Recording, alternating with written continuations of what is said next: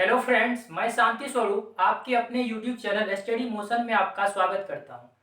तो आज हम लोग इतिहास खंड का एक महत्वपूर्ण पार्ट अकबर के बारे में अध्ययन करने जा रहे हैं। तो इससे पहले हम लोगों ने देखा था पहले बाबर के बारे में जो मुगल साम्राज्य की नींव डाली। बाबर ने मुगल साम्राज्य की नींव डाली। उसके बाद दूसरा शासक कौन हुआ? बाबर का पुत्र हुमायूं। उसके बाद हुमायूं का पुत्र कौन? अकबर। हुमायूं का पुत्र अकबर जैसे महान सम्राट के बारे में हम लोग स्टडी करने जा रहे हैं। तो चलिए अकबर के बारे में देखते हैं। अकबर का शासनकाल 1556 से 1605। अकबर का शासनकाल 1556 से 1605 मानी जाती है। अकबर का जन्म जन्म कितना ईस्वी में हुआ था? अकबर का जन्म 15 अक्टूबर 1542 को 15 अक्टूबर 1542 ईस्वी को अमरकोट में हुआ था। अकबर का जन्म कहाँ हुआ था? अमरकोट में हुआ था। अकबर का पूरा नाम क्या था? जलालुद्दीन मोहम्मद अकबर। अकबर का पूरा नाम जलालुद्दीन मोहम्मद अकबर। कई बार एग्जाम में पूछा जाता है अकबर का पूरा नाम क्या है, तो क्या देना है? जलालुद्दीन मोहम्मद अकबर। जलालुद्दीन मोहम्मद अकबर। माता का नाम हमीदा बानो बेगम। माता का नाम हमीदा बानो बेगम। उसके बाद पिता का नाम, पिता कौन हो गए? हुमायूं। पिता का नाम हुमायूं। उसके बाद राज्याभिषेक। राज्याभिषेक 14 फरवरी 1556 ईस्वी को 14 फरवरी 1556 ईस्वी को अकबर का राज्याभिषेक होता है। सिंहासन पर अकबर बैठते हैं। कितना वर्ष में? जब अकबर 13 वर्ष का होता है, मतलब कि बहुत छोटा रहता है, उसी समय में अकबर को राज्य दिया जाता है और उसका राज्याभिषेक 14 फरवरी 1556 को किया जाता है। उसके बाद अकबर तो काफी छोटा रहता है, जिसके कारण उनको शासन चलाने का पूरा जानकारी नहीं रहता है। तो उनके जो दरबार में रहते थे बैरम खां, उनके दरबार में कौन रहते थे? बैरम खां, जिसको संरक्षक कहा जाता था। उनके संरक्षक थे। तो बैरम खां शासन के पद्धति के बारे में, किस प्रकार शासन किया जाए, सभी चीजों के बारे में किसको शिक्षा दिया? अकबर को। अकबर को बैरम खां शिक्षा दिया कि किस प्रकार शासन चलाया जाए। और मुगल साम्राज्य की स्थापना तो बाबर ने कर डाली। उसके बाद उसके पुत्र भी आए हुमायूं। लेकिन हुमायूं के पुत्र जब अकबर आए, तब अकबर ने क्या किया?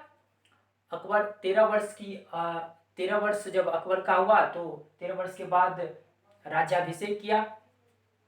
तो राज्याभिषेक होने के बाद अकबर क्या करता है? अकबर शासन करना स्टार्ट कर देता है। लेकिन वो छोटा बालक होने के कारण वो शासन उस ढंग से नहीं संभाल पाता है। तो संरक्षक के तौर पर बैरम खां, जिसे खानी बाबा के नाम से जानते हैं, खानी बाबा उसे साम्राज्य विस्तार के बारे में बताते हैं, किस प्रकार साम्राज्य का विस्तार किया जाए।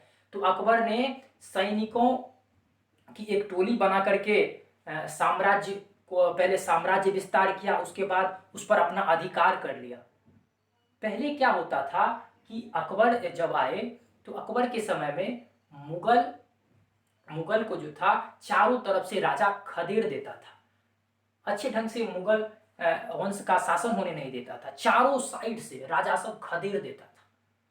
उसके बाद जिस प्रकार बैरम खां आए, तो संरक्षक के तौर पर उसको शिक्षा दी, सभी चीज को बताए। तो उसके बाद सम्राट ने शासन को परिपूर्ण ढंग से, अच्छे ढंग से कर पाए। उसके बाद युद्ध की बात करें तो पानीपत का द्वितीय युद्ध 5 नवंबर 1556 को अकबर और हेमू के बीच 5 नवंबर 1556 को पानीपत का द्वितीय युद्ध होता है, जिसमें अकबर विजयी होता है। जिसमें कौन विजयी होता है? जिसमें अकबर जैसे महान सम्राट विजयी होते हैं। उसके बाद हल्दी घाटी का युद्ध 18 जून 1576 को हल्दी घाटी का युद्ध होता है महाराणा प्रताप और अकबर के बीच, जिसमें अकबर की जीत होती है, अकबर विजयी होता है। उसके बाद अकबर की मृत्यु की बात करें तो 16 अक्टूबर 1605 को अकबर की मृत्यु हो जाती है। तो इन सभी टर्म्स को आप लोग अच्छे से देखिएगा, याद हो जाएगा। अब आते हैं महत्वपूर्ण कार्य। आखिर अकबर के क्या क्या महत्वपूर्ण कार्य थे? पहला, दास प्रथा का अंत। दास प्रथा ये एक प्रचलित प्रथा है जिसका अंत 1562 ईस्वी में, दास प्रथा का अंत 1562 ईस्वी में होता है। उसके बाद तीर्थ यात्रा कर समाप्त, तीर्थ यात्रा पे जो कर लगता था वो कर को समाप्त किया गया, कितना ईस्वी में, 1563 ईस्वी में। जजिया कर को समाप्त किया गया 1564 ईस्वी में। फतेहपुर सीकरी की स्थापना की गई 1571 ईस्वी में। उसके बाद दीन ए इलाही की स्थापना, दीन ए इलाही धर्म काफी इंपॉर्टेंट है, 1582 ईस्वी में इसकी स्थापना की गई। उसके बाद है इलाही संवत, इलाही संवत की स्थापना की गई 1583 ईस्वी में, 1583 ईस्वी में इलाही संवत की स्थापना की गई।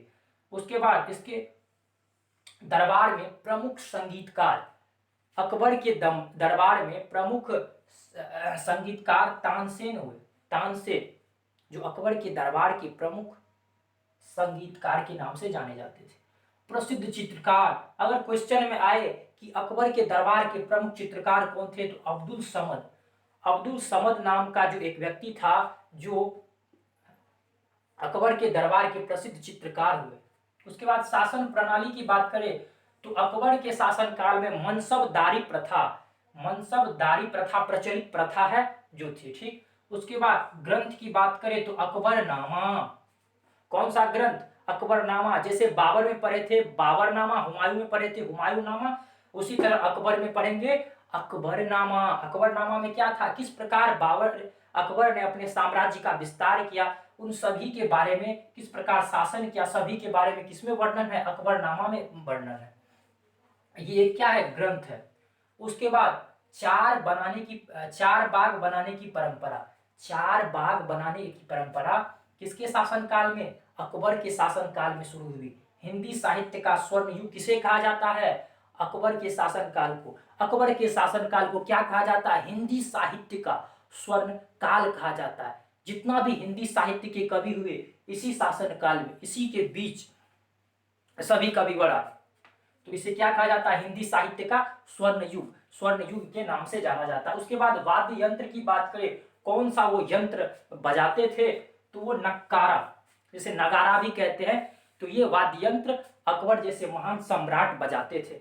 उसके बाद नवरत्न की बात करें, कई बार एग्जाम्स में, कॉम्पिटिटिव एग्जाम जैसे एसएससी बैंक सीजीएल डायरेक्ट पूछता है नवरत्न, तो कौन सा नवरत्न था, नवरत्न को देखते हैं। 9 प्रकार के रत्न, अकबर के दरबार को सुशोभित करने वाले जो नवरत्न थे उन नवरत्न के बारे में अब देखते हैं। तो कौन सा नवरत्न था, पहला अबूल, पहला क्या था, अबूल। दूसरा फैजी, फैजी। तीसरा तानसेन, बीरबल, टोडरमल, टोडरमल, मानसिंह, रहीम खान ए खाना, रहीम खान ए खाना, अजीउद्दीन, मुल्ला दो प्याजा।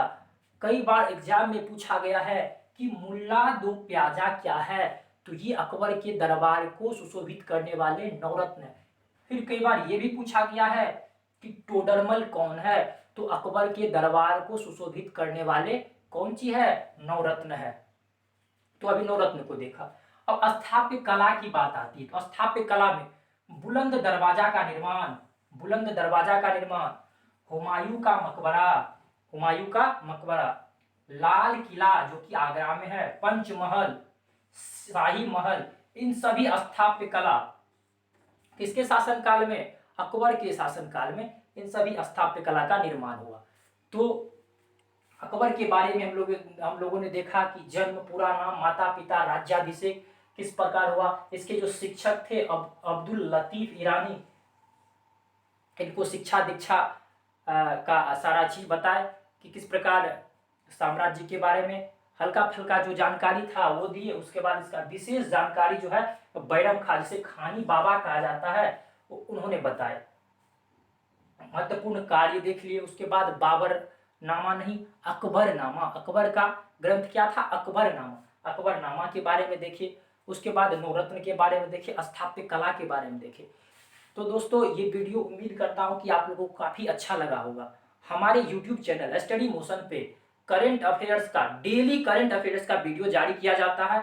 उसके बाद मैथमेटिक्स हो गया, फिजिक्स हो गया, केमिस्ट्री हो गया, ज्योग्राफी हो गया, रीजनिंग हो गया, सभी का वीडियो जारी किया जा रहा है। तो आप लोगों से रिक्वेस्ट होगा कि हमारे चैनल को, जितने भी दोस्त हमारे चैनल को सब्सक्राइब नहीं किए हैं तो सब्सक्राइब करें और ज़्यादा से ज़्यादा शेयर करने का कष्ट करें। धन्यवाद।